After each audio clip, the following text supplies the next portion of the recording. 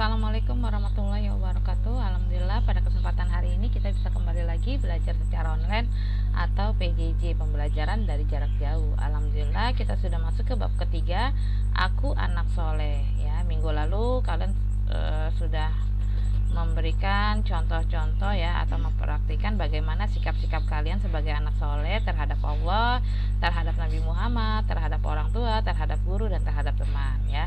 Sekarang kita akan bahas materinya, aku anak soleh. KD yang kita akan pelajari di sini KD 3.6, memahami sikap santun dan menghargai teman baik di rumah, sekolah maupun di masyarakat. Kemudian ada KD 3.9, memahami makna perilaku jujur dalam kehidupan sehari-hari. Kemudian ada KD 3.10, memahami makna perilaku amanah dalam kehidupan sehari-hari. Kemudian KD 3.11, memahami makna perilaku hemat, patuh kepada orang tua. Dan yang terakhir KD 3.20, memahami kisah teladan Nabi Muhammad. Nah, kita bisa lihat di sini peta konsepnya, kamu bisa lihat di halaman 23. Aku anak soleh. Yang pertama kita akan bahas jujur disayang Allah ya. Amanah, kemudian hormat dan patuh kepada orang tua dan guru, santun dan menghargai teman. Yang kita akan bahas ya, kita bahas terhadap anak soleh dulu ya. Aku anak soleh. Anak soleh adalah anak yang selalu menjalankan perintah Allah Subhanahu Wa Taala dan menjauhi larangan Allah Subhanahu Wa Taala. Nabi Muhammad mengajarkan kepada umatnya agar senantiasa berakhlak terpuji, jujur, amanah, menghormati orang tua, guru, serta menghargai teman. Terapkanlah perilaku terpuji dalam kehidupan sehari-hari yang akan membuat hidup rukun dan tenang. Anak soleh selalu menghindari perbuatan-perbuatan yang dapat menyakiti orang lain. Kita akan masuk pembahasannya tentang jujur, sidik, disayang oleh Allah Subhanahu Wa Taala ya. Jujur itu sidik artinya. Jujur menurut bahasa artinya lurus hati dan tidak curang. Jujur berarti berkata benar dalam perkataan dan perbuatan tanpa menambah atau menguranginya. Nabi Muhammad mendapat gelar Al-Amin ya karena sifat kejujurannya. Oke, sekarang lanjut lagi. Nah, di sini kita bisa lihat ya bentuk-bentuk kejujuran. Menurut Imam Al-Ghazali ya dibedakan menjadi 3, yaitu jujur dalam niat, jujur dalam perkataan, dan jujur dalam perbuatan. Apa jujur dalam niat? Artinya melaksanakan segala sesuatu dengan mengharap ridha Allah. Jadi kita mau berkata jujur nih dalam hati ya, niat dalam hati, adanya di hati. Kita hanya mengharapkan ridha Allah ya. Kemudian yang kedua jujur dalam perkataan. Nah, dalam berkata atau mau menyampaikan informasi ya, ini harus apa adanya kita berkata. Kemudian jujur dalam perbuatan ya, tingkah laku kita nih ya, artinya sungguh-sungguh dalam melakukan segala sesuatu niat ya. Nah, ini bentuk kejujuran dibagi 3 ya, jujur dalam hati, jujur perkataan, dan perbuatan. Sekarang nomor 2, contoh perilaku jujur. Bagaimana sih contoh perilaku yang baik ya? Kepada siapa? Kita harus jujur yang pertama kepada Allah ya, dengan menjalankan dan menjauhi larangannya. Kita harus berdoa ya dan beribadah. Kemudian yang kedua jujur kepada diri sendiri ya. Jika saat ulangan kita tidak boleh menyontek. Nah, itu jujur terhadap diri sendiri.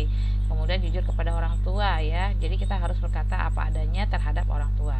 Kalau kita salah kita cerita ya. Misalnya di sekolah kita menjahili teman kita.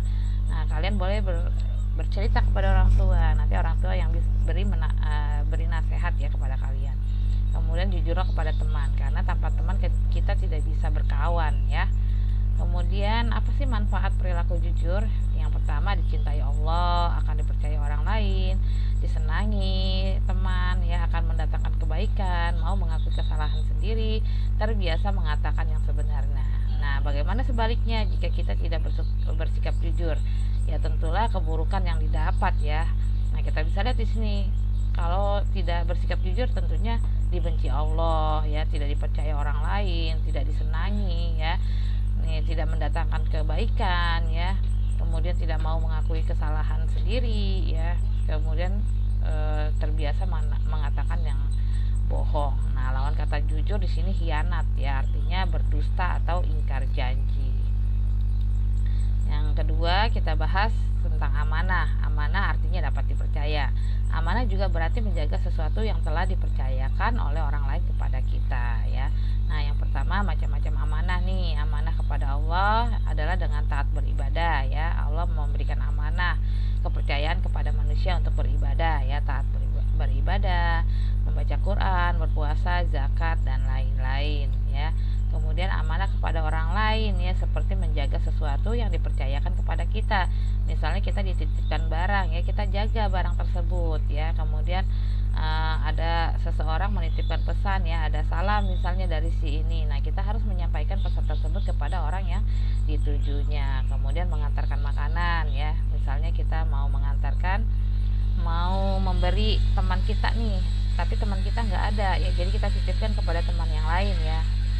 Nah, itu harus amanah, dijaga makanan tersebut. Kemudian yang C, amanah kepada diri sendiri, artinya menjaga segala sesuatu yang ada pada diri kita sendiri. Misalnya menjaga kesehatan jiwa, badan, tekun belajar. Nah, ini adalah amanah-amanah, ya, yang harus kita jaga. Yang pertama tadi amanah kepada Allah, kemudian amanah kepada orang lain, dan amanah kepada diri sendiri. Kemudian kita masuk ke bagian C, hormat dan patuh kepada orang tua dan guru, ya. Hormat dan patuh kepada orang tua dan guru. Islam mengajarkan untuk selalu hormat kepada siapapun, terutama hormat kepada kedua orang tua dan guru. Yang pertama, hormat kepada orang tua, ya. Kalian harus bisa berbicara dengan sopan, mendoakan kedua orang tua, mendengarkan nasihat orang tua, membantu meringankan pekerjaan orang tua, dan tidak membantah ketika disuruh, ya. Kemudian kalian salim, ya, ketika hendak keluar, ya, ataupun masuk ke dalam rumah. Nah, kemudian hormat kepada guru, ya. Guru adalah orang tua kita di sekolah. Jadi guru adalah orang yang mengajarkan kita berbagai ilmu pengetahuan. Guru merupakan orang tua kita di sekolah, ya. Kalau ketemu guru bersalaman, ya, kemudian kalian simak pelajaran dengan sungguh-sungguh, mendengarkan dan melaksanakan nasihat guru, bertutur kata dengan bersikap sopan, berpakaian rapi, dan menjenguk guru ketika sedang sakit. Nah, itu adalah sikap hormat dan patuh kepada orang tua dan guru, ya. Oke, sekarang kita masuk ke D, ya, pembahasan santun dan menghargai teman. Santun berarti halus budi bahasa, tingkah lakunya. Orang santun biasanya sabar, tenang, sopan, penuh belas kasih, dan suka menolong.